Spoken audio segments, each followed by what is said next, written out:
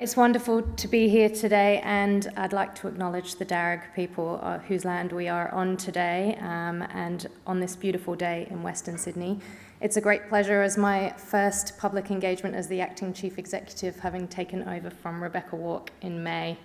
What a pleasure to be here. I'm also joined by two of our Executive Directors at Health Infrastructure, Lisa Rathborn and Marcus Moskos, who deliver projects within this region, Lisa focusing on Western Sydney Local Health District, and Marcus, who oversees the projects in southwestern Sydney and the Nepean Blue Mountains Local Health Districts. We are pleased to join you and our other health partners here to provide an overview of Health Infrastructure's Western Sydney portfolio.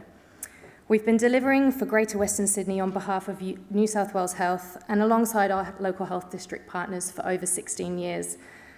I think you'll see from this short video I'm about to play that we'll continue to focus on this growing region. It's a great focus for our organisation, delivering infrastructure in the many communities of Western Sydney now and into the future.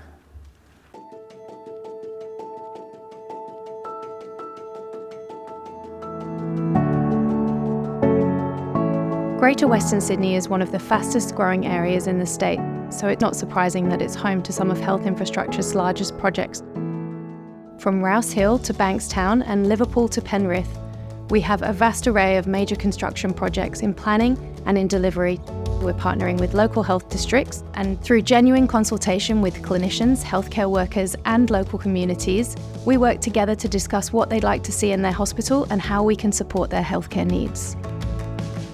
The new Bankstown Hospital is a $1.3 billion commitment made by the New South Wales Government. It's a fantastic brand new hospital that we're looking to deliver in the Bankstown CBD, things like a new emergency department, a women's and children's, new maternity and ambulatory care.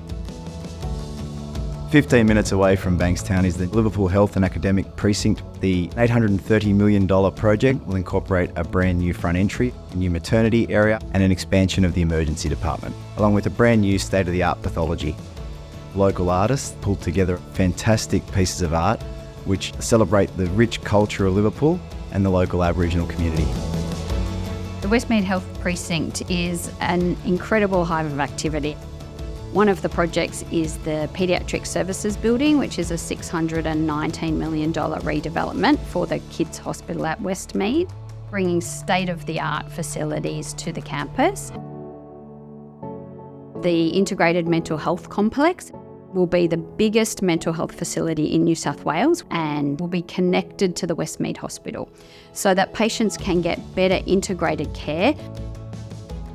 We have delivered the Dragonfly Westmead Children's Hospital car park. There are over 1,400 solar panels, both in the facade and on the roof.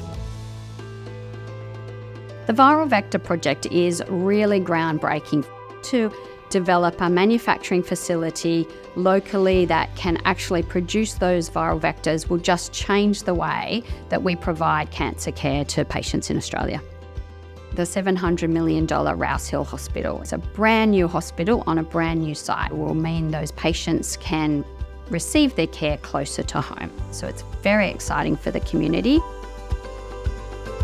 We're currently delivering Stage 2 of the Nepean redevelopment, which is a brand new tower. It will connect seamlessly to the Stage 1 tower, delivered a couple of years ago. Also under construction on the campus is the new Nepean Child and Adolescent Mental Health Unit. We've got other projects in planning in Fairfield, Blacktown Mount Druitt and a new facility in the Aerotropolis. We are also delivering new local ambulance stations to boost frontline care and support paramedics with contemporary facilities around Western Sydney. The New South Wales Government's more than $6 billion investment in Western Sydney is going to generate more than 10,000 jobs for the local community.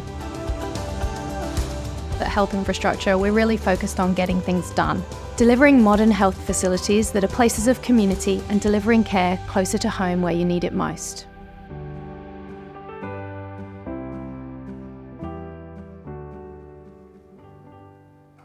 There's a few pretty exciting projects in that list, and hopefully some of that imagery you may not have seen before, which might just be some of the latest construction imagery. I've had the pleasure of walking around all of these sites in the last little while, and it is getting very exciting, particularly some of them that are getting close to opening. So it's going to be great to see some of those come to fruition in the next short little while.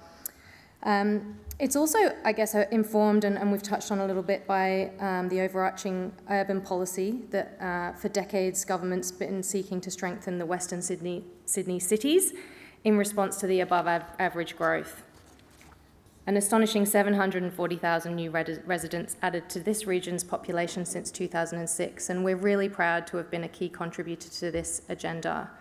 Over $2 billion has been invested in Westmead at Parramatta in the last 10 years, including $1 billion in the main adults hospital and stage 1 of the children's redevelopment, which are both now operational. Another $1 billion and more in capital works underway, with $619 million supporting the second stage of the children's hospital at Westmead redevelopment, and there was some great imagery there, and $49.6 million going into the viral vector manufacturing facility, both of which will be complete next year. An additional $540 million to the new mental health complex, and close to where we stand today, the $1 billion for Nepean. And stage 1 was complete, and now work is underway on that stage 2 tower. In Campbelltown, $632 million. We don't talk about Campbelltown much anymore, but it was such a huge building, the redevelopment there, and it's such an amazing facility. And it wrapped up earlier in the year, a significant redevelopment. Liverpool is getting very exciting. The imagery there of the brickwork looks beautiful, and Marcus and the team are certainly working very hard with Sonia and her team at the moment to get that to commissioning. And then get ready to go into stage 2 of that redevelopment. And I guess some of the complexity of the Western Sydney redevelopments for us as health infrastructure is keeping your existing facilities operational while we try and build right next to them, and Liverpool's been particularly complex in that regard. Channeling investment of this scale into the strategic centres of Western Sydney is very rewarding for us at health infrastructure, because often the infrastructure investment is such big news for the city. It's a game changer for improved healthcare and urban renewal and local economic development. We believe health will play that transformative role in part in Bankstown. I heard a few cheers for that one before. A $1.3 billion commitment by the New South Wales government to deliver a brand new hospital located in a CBD with an increasingly strategic role to play in Sydney. There's a large university campus within walking distance of the site, TAFE pleasingly intending to maintain its presence in Bankstown, and a private hospital and a diverse allied health sector. And of course, a future fast and reliable public transport connection via the Sydney Metro, which will enhance access to that area that will grow by roughly 20% to nearly 500,000 people by 2036. What a privilege for HI and our district partners to put substantial momentum in a place like this, with all the attributes of a rising city, through the creation of a dynamic health neighbourhood. And to do this for a community that has more people working in healthcare and social assistance, 21% of the Canterbury Bankstown population, or almost 14,000 people in fact, so more than any other industry. An opportunity for true placemaking, allowing our next generations to aspire to study at local universities or TAFE, to become doctors and nurses, or any of the all-important support professions needed at the new Bankstown Hospital. We're master planning that site now, mapping out the ideal zones for development.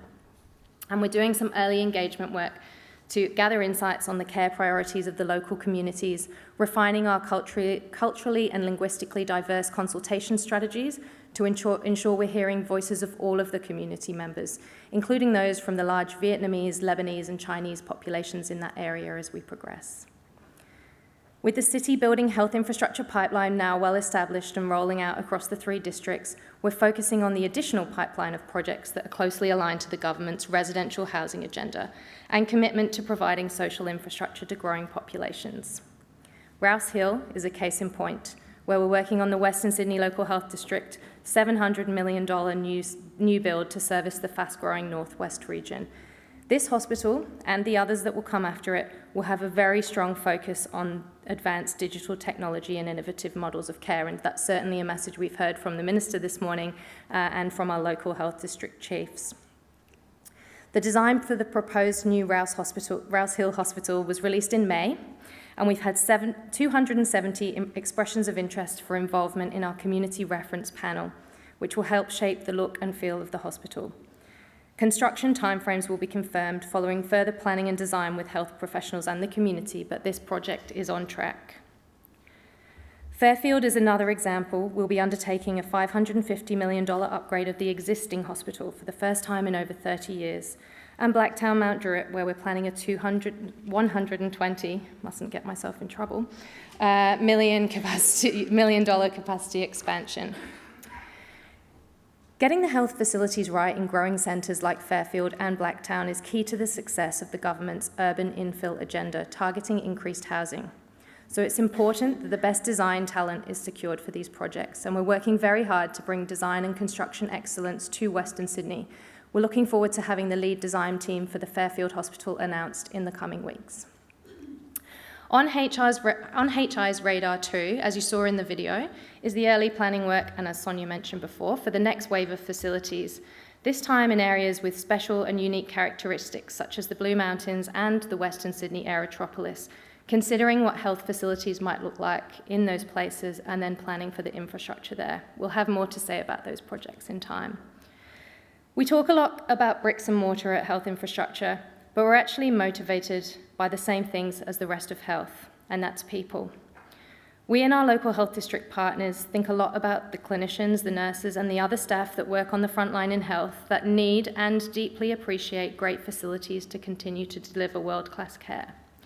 We think about the people that they serve, your patients and their families, that need to feel when they walk out in our doors that they are seen and heard and welcome.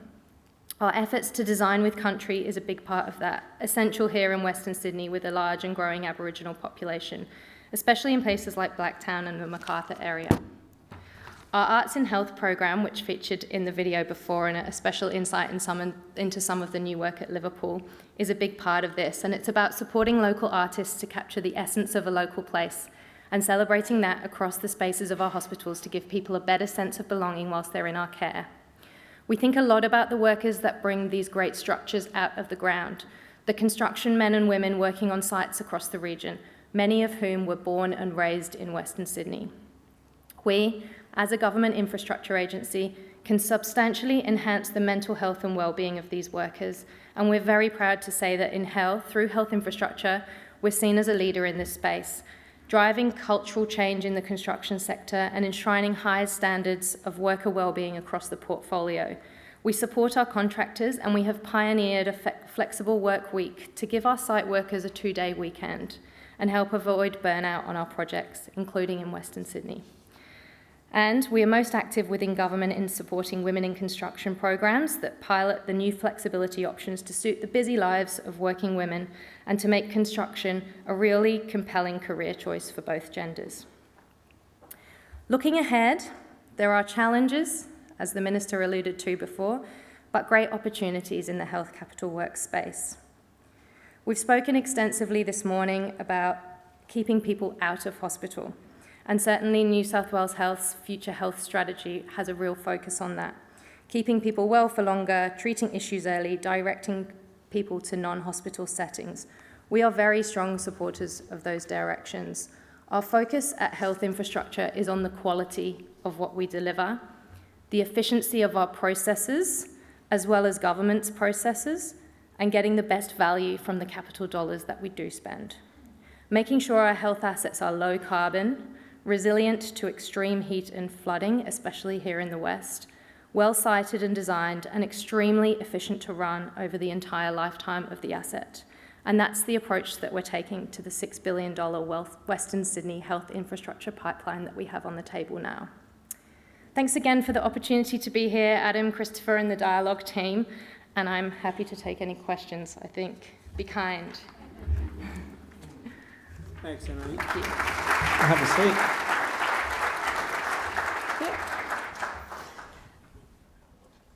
Thank you. We'll be kind. We won't be taking ones from the floor though, so but we'll be quick. Looking at that video, and there's some amazing work happening. The thing that stood out to me was the number of solar panels on those buildings, which is great. Ties into what the Minister was saying earlier about the focus on sustainability. Can you talk us through some of that sort of work and obviously across the projects, how HI is trying to decarbonise the portfolio? Yeah, I mean, the car park at the Children's Hospital has 1,400 solar panels on it. I think it can power 65 homes should we want it to. But it's also a beautiful car park, and my favourite car park personally at the moment. Everyone should have a favourite car park. I don't know if you've got one, Adam. We are doing a lot, I guess, to two elements, working towards the net zero targets for government, so looking at how we can reduce our carbon impacts, and then also climate resilience, which is also obviously a very important component out here in Western Sydney, as I touched on. So in terms of the net zero, looking at the materiality of what we use, how we use greener things in how we build, looking at electrification. Since November 23, I think all of our hospitals are now fully electrified, which is a significant shift. It's very difficult to electrify hospitals fully, and it's been a real game changer, I think, in what we do. We also have been doing some work in terms of how we measure our carbon footprint. So government has, I guess, been working together on what carbon measurement will look like, and it's really important to us to do that, because otherwise you're not really sure where you're heading. I think in construction as well, we generate a lot of waste, so looking at how we can reduce construction waste, but then also how we can build our facilities to reduce operational waste, so that's sort of a component to it too. So it's not just how we deliver the infrastructure and the carbon around that, it's how we can enable the health service delivery, which is the most important thing at the end of the day, how we can enable that service delivery to use less carbon or to churn through less carbon, so that in turn they're able to contribute to government's agenda. I love how all of the projects seem to have their own identity and point of difference, which is an important thing in Western Sydney because they are serving different communities. You mentioned Rouse Hill with its focus on advanced digital technology and how that might apply to different innovative models of care. Can you talk us through that a little bit? Yes. I think the ministers touched on, and the chief executives both touched on, or all touched on, needing to use technology to enhance clinical care delivery, and appreciate that at the moment that's a work in progress, I guess, and differing in different areas. I think that as we deliver more and more infrastructure, we look at all these huge buildings around the state, and I think historically everyone, community, government, has been very focused on the number of beds that we deliver, where actually there's a real shift to how can we support the models of care in the best possible way, which is either with physical infrastructure or with digital support, to be able to enable that and to enable people to be supported at home rather than in the hospitals. And I think that's a really challenging narrative shift, because everyone wants the biggest hospital they can possibly have in their own community, but it might be that the capital dollars can be better spent in digital technology to support the models of care than they can in building a physical space. And so I think we've got a challenge in that regard, and Rouse Hill's really great pilot case in that the clinical services plan talks to models of care that will need technology to deliver them, and it's giving us an opportunity to be able to do that in parallel with delivering the beds that are needed too.